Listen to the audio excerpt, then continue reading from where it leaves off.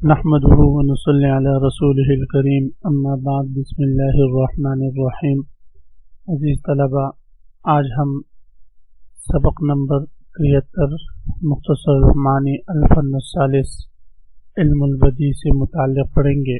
آج تک ہم نے گزشتہ اسباق میں فن ثالث سے متعلق بحث شروع کی تھی اور فن ثالث کے ابحاث ہم نے پڑھے۔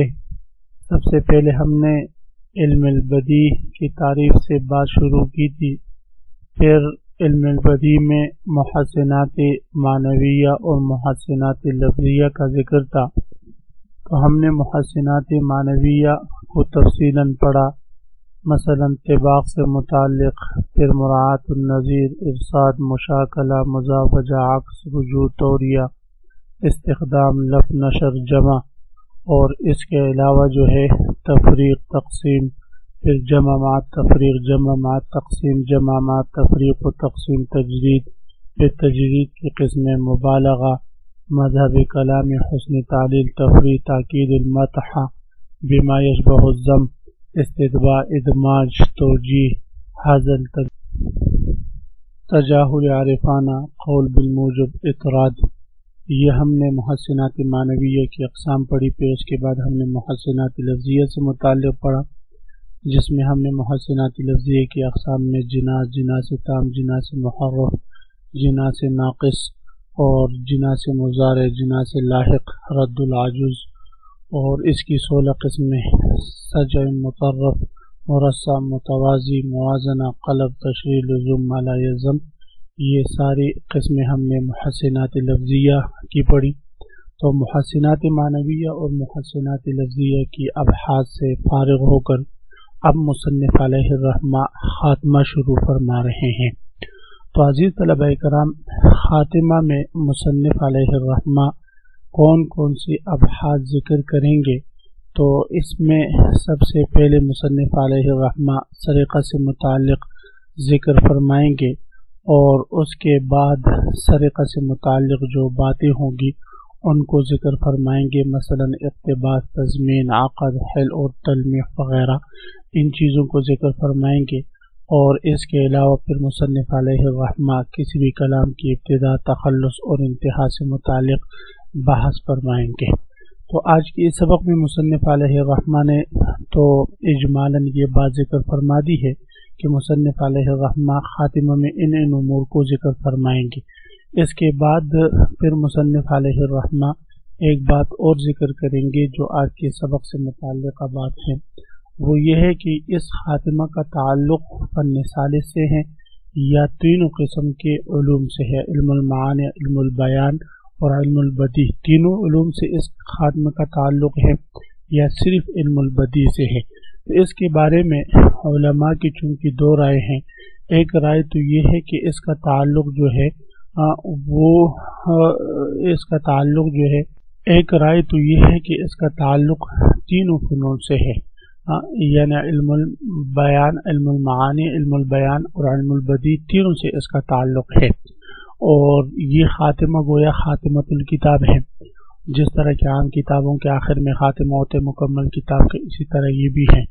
لیکن مصنف علیہ الرحمہ یہ بات ذکر کریں گے کہ یہ جو خاتمہ ہے یہ صرف فن ثالث کا خاتمہ ہے، خاتمۃ الکتاب نہیں ہے، یہ علم البدیع کا خاتمہ ہے، اور یہ اسی علم البدیع ہی کا ایک جز ہے۔ اس کو جن حضرات نے خاتمۃ الکتاب شمار کیا ہے ان کی یہ بات درست نہیں، چنانچہ اس پر مصنف علیہ الرحمہ نے اس ایک عبارت ذکر فرمائی ہے کہ جس میں مصنف علیہ الرحمہ نے فرمایا ہے کہ اس علم البدیع کو ذکر کرنے کے بعد کچھ اشیاء باقی رہ گئی ہے، ان میں سے بعض باتیں ایسی ہیں کہ جن کا ذکر کرنا تو فضول ہے، اس لیے کہ ان کا ذکر پہلے فنون میں ہو چکا ہے، بعض باتیں ایسی ہے کہ ان کا ذکر کرنا فائدہ مند ہے کیونکہ ان کا ذکر پہلے نہیں ہوا، اور دوسری بات یہ ہے کہ ان چیزوں کا تعلق بھی علم البدیع سے ہے۔ تو مصنف علیہ الرحمہ کی اس گفتگو سے پتہ چلتا ہے کہ خاتمہ کا تعلق فن ثالث سے ہے۔ ابھی ہم عبارت کی طرف آتے ہیں۔ عزیز طلبہ، سب سے پہلے ہم عبارت پڑھتے ہیں الخاتمہ فی السرقات الشعریۃ وما یتصل بها خاتمۃ من الفن الثالث فی السرقات الشعریۃ وما یتصل بها مثل الاقتباس والتضمین والعقد والحل والتلمیح وغیر ذلك مثل القول في الابتداء والتخلص والانتهاء. وإنما قلنا إن الخاتمة من الفن الثالث دون أن نجعلها خاتمة الكتاب خارجة عن الفنون الثالثة كما توهم غيرنا، لأن المصنف رحمه الله تعالى قال في آخر بحث المحسنات اللفظية: هذا ما تيسر لي بإذن الله تعالى جمعه وتحريره من أصول الفن الثالث، وبقيت أشياء يذكرها في العلم البديع بعض المصنفين، وهو قسمان: أحدهما ما يجب ترك التعرض له لعدم كونه راجعا إلى تحسين الكلام أو لعدم فائدة في ذكره لكونه داخلا فيما سبق من الأبواب. مصنف علیہ الرحمہ فرما رہے ہیں الخاتمۃ فی السرقات الشعریۃ وما یتصل بها، یہ خاتمہ ہے سرقات شعریہ اور اس سے متعلقہ امور کے بیان میں. تو فرما رہے ہیں خاتمۃ من الفن الثالث فی السرقات الشعریۃ وما یتصل بها، یہ خاتمہ ہے فن ثالث کا یہ بیان لا کر مصنف علیہ الرحمہ نے اس بات کی طرف اشارہ فرما دیا کہ جن لوگوں کا نظریہ یہ ہے کہ یہ پوری کتاب کا خاتمہ ہے، یہ درست نہیں، اور یہ فن ثالث کا خاتمہ اس سرقات شعریۃ وما یتصل بها، سرقات شعریہ اور ان چیزوں کے بیان میں ہے جو اس سے متعلقات ہیں، مثل الاقتباس و تضمین، جیسے کہ اقتباس ہے، تضمین ہے، والعقد والحل والتلمیح، عقد ہے، حل ہے اور تلمیح ہے، وغیر ذالک. مثل القول فی الموجب وغیر ذالک سے مراد مصنف علیہ الرحمہ کا قول ابتداء کے بارے میں، والتخلص تخلص کے بارے میں، والانتہاء اور انتہا کے بیان میں. کسی بھی کلام کی ابتدا، مثلا آپ تقریر لے لیں تو اس کی ابتدا کیسے ہونی چاہیے اور انتہا کیسے ہونی چاہیے، تخلص اس کے کیسے ہونے چاہیے، ان امور کے بیان میں ہوگا. وَإِنَّمَا قُلْنَا، اب مصنف علیہ الرحمہ تفصیل ذکر فرما رہے ہیں کہ ہم نے کہا ان الخاتمۃ من الفن الثالث کہ خاتمہ کا تعلق فن ثالث سے ہے، دون ان نجعلها خاتمۃ الکتاب، اس کو ہم نے خاتمۃ الکتاب نہیں قرار دیا، خارجۃ عن الفنون الثالثۃ، فنون ثالثہ سے نکالتے ہوئے، کما توہم غیرنا، جیسے کہ ہمارے علاوہ دیگر حضرات کو وہم ہوا اور انہوں نے ان کو پوری کتاب کا خاتمہ قرار دیا. ان المصنف، وجہ یہ ہے کہ مصنف علیہ الرحمہ نے قال فی آخر بحث المحسنات اللفظیہ، محسنات لفظیہ کے بحث کے آخر میں یہ بات تحریر فرمائی اور کہا ھذا ما تیسر لی باذن اللہ تعالی جمعہ و تحریرہ.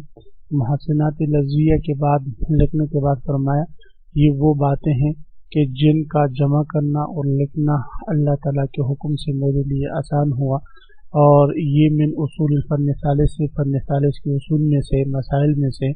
وبقیت اشیاء یذکرها فی العلم البدیع بعض المصنفین، بعض چیزیں باقی رہ چکی جن کو بعض مصنفین نے علم البدیع میں ذکر فرمایا ہے، اور اس کی دو قسمیں ہیں، یعنی ما باقی چیزوں کی دو قسمیں ہیں. احدہما، ان میں سے ایک قسم تو وہ ہیں ما یجب ترک تعرض لہ، جن کے ساتھ تعرض کو چھوڑنا واجب ہے، یعنی ان کو چھوڑنا واجب ہے. آدمی کو نہیں راجعن الی تحسین کلام، کیونکہ ان کا تعلق تحسین کلام سے ہے نہیں، یعنی وہ محسنات کلام میں سے ہے نہیں، تو ان کا ذکر کرنے کا کیا فائدہ.